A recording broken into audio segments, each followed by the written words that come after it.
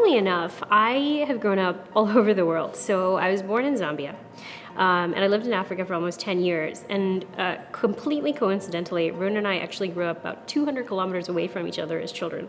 And our dads worked for the same company, which is kind of remarkable that we met, 30 years later.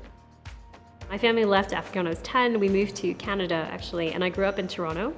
And then I was there for high school and then came to the States for university, and I've sort of been running around the States ever since. I was in New York for a while and then California after that, kind of making my way in the tech industry.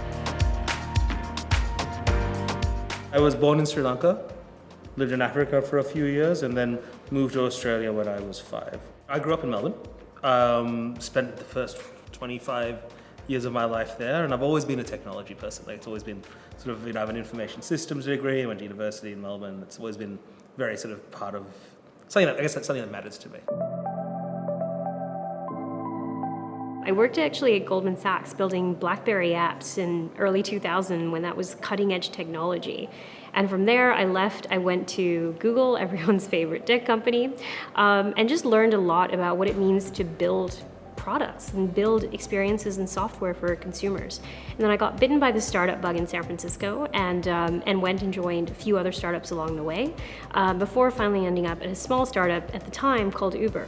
And I was their 20th employee, their first product manager, and ultimately ended up running the product management team for almost 4 years as we built out Uber from essentially an alternative to taxis into what it is today. And it was an incredible experience for me.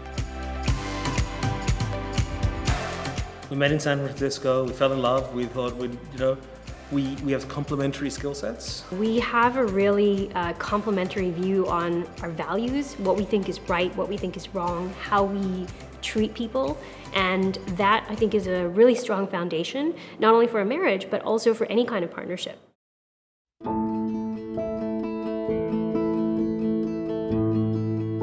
If you're improving the way people live, which I think is what we're doing at Different, we have an opportunity to fundamentally change the world. We're not in this to build a small property management business. We're in this to build a great global Australian company that changes how people live and it becomes the assistant for the home.